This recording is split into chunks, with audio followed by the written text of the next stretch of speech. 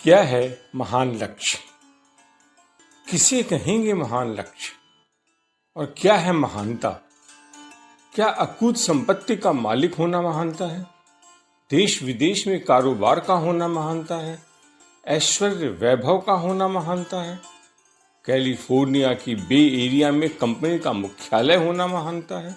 हजारों इंजीनियर टेक्नीशियनों को रोजगार देना महानता है? महानता क्या है?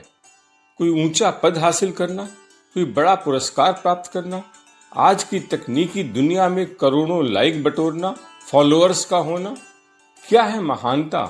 लेना या देना, मैं या हम? सब कुछ अपनी मुट्ठी में होते हुए भी मुट्ठी को खुली रखना ही महानता है। सब कुछ स्वयं करते हुए भी करनहार को ही करने वाला मानना महानता है। मैं नहीं तू ही महानता है। किसी की कुल संपत्ति अगर 18,000 करोड़ रुपए की हो तो 300 करोड़ रुपए के प्राइवेट जेट विमान खरीदने पर ऑडिटर भी ऐतराज नहीं करेगा। और जब अथाह पैसा हो तो फिर मुश्किल ही क्या है। यूं भी लक्ष्मी जब छप्पर फाड़ कर धन बरसाती है तो ऐसे फैसले किसी को खर्चीले नहीं लगते।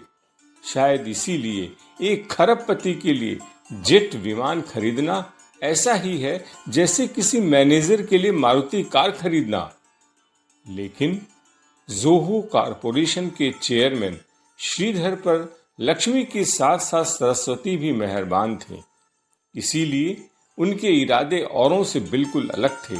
उनका अगला लक्ष्य प्राइवेट जेट खरीदना होना चाहिए था, लेकिन प्राइवेट जेट खरीदना तो दूर, उन्होंने अपनी कंपनी के बोर्ड के निर्देशकों से कहा कि वे अब कैलिफोर्निया अमेरिका से जोहो कॉरपोरेशन का मुख्यालय कहीं और ले जाना चाहते हैं। कहां?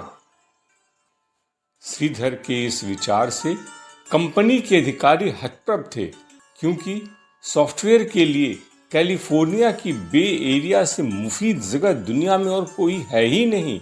गूगल, एप्पल, फेसबुक, ट्विटर या सिस्को सब के सब इस इलाके में बसे फले फूले। पर श्रीधर तो कोई बड़ा अप्रत्याशित फैसला लेने जा रहे थे। वे कैलिफोर्निया से शिफ्ट होकर सिएटल या ह्यूस्टन नहीं जा रहे थे। वे अमेरिका से लगभग 13,000 किलोमीटर दूर चेन्नई वापस आना चाहते थे। उन्होंने बोर्ड मीटिंग में कहा कि अगर डेल, सिस्को, एप्पल या माइक्रोसॉफ्ट अपने दफ्तर और रिसर्च सेंटर भारत में स्थापित कर सकते हैं तो जोहो कॉरपोरेशन को स्वदेश लौटने पर परहेज क्यों है? श्रीधर के तर्क और प्रश्नों के आगे बोर्ड में मौन छा गया। फैसला हो चुका था। आईआईटी मद्रास के इंजीनियर श्रीधर वापस मद्रास जाने का संकल्प ले चुके थे।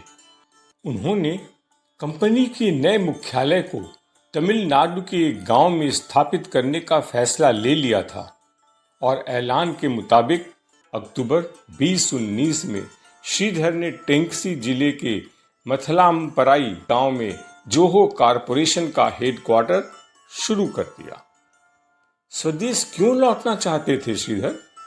श्रीधर अमेरिका की किसी एजेंसी या बैंक या स्टॉक एक्सचेंज के दबाव के कारण स्वदेश नहीं लौटे। उन पर प्रतिस्पर्धा का भी दबाव नहीं था। वे कोई नया व्यवसाय भी नहीं शुरू कर रहे थे। वे किसी नकारात्मक कारण नहीं, एक सकारात्मक विचार लेकर वतन लौटे।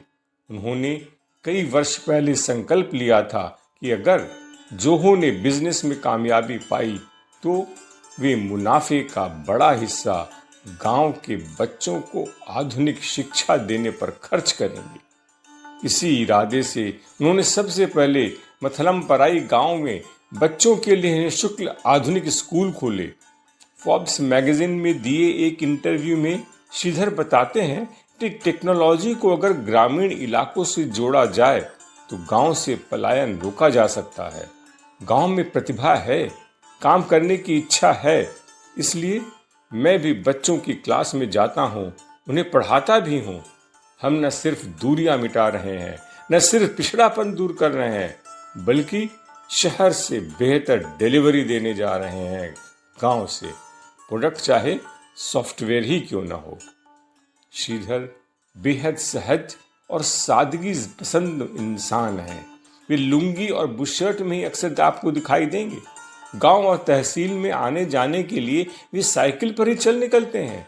उनकी बातचीत से, हाव भाव से यह आभास नहीं होता कि श्रीधर एक खरबपति सॉफ्टवेयर उद्योगपति हैं जिन्होंने 9,000 से ज़्यादा लोगों को रोजगार दिया है, जिसमें अधिकांश इंजीनियर हैं।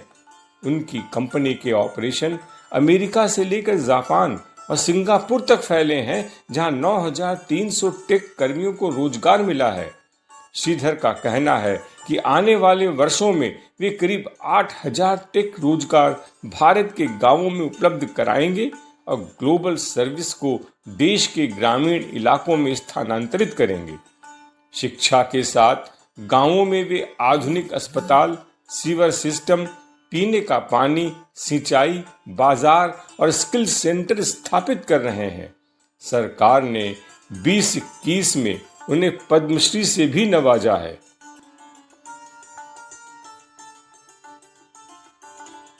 महान लक्ष्य का कोई एक निश्चित सूत्र नहीं है। जो बात पन्नों में लिखी जाती है, विद्वान जन उसे कुछ पंक्तियों में बयां कर देते हैं। कोलकाता विश्वविद्यालय हिंदी विभाग के आचार्य स्वर्गीय विष्णुकांत जी शास्त्री की ये पंक्तियां देखिए। बड़ा काम करना है मुझको, मैंने पूछा मन से। बड़ा काम करना है मुझको, मैंने पूछा मन से। बड़ा लक्ष्य हो, बड़ी तपस्या। बड़ा लक्ष्य हो, बड़ी तपस्या। बड़ा हृदय मृदुवाणी, किंतु अहम छोटा हो, जिससे सहज मिले सहयोगी। किंतु अहम छोटा हो, जिससे सहज मिले सहयोगी। दोष हमारा श्रेय राम का। दोष हमारा श्रेय राम का, यह प्रवृत्ति कल्याणी। और यही है महानता। सब कुछ करने की क्षमता होने पर भी यह स्वीकार करना कि सब दोष हमारे हैं और सब उपलब्धि राम की है। एक छोटा सा नोट, इन पंक्तियों को मुझ तक प्रेषित करने का श्रेय जाता है हमारे एक सुधी पाठक सब्सक्राइबर श्री गोपाल जी डागा को, जिन्हें यह हठात मिली अपनी पत्नी सुधा भाभी के संग्रह में। उनका अतिशय आभार।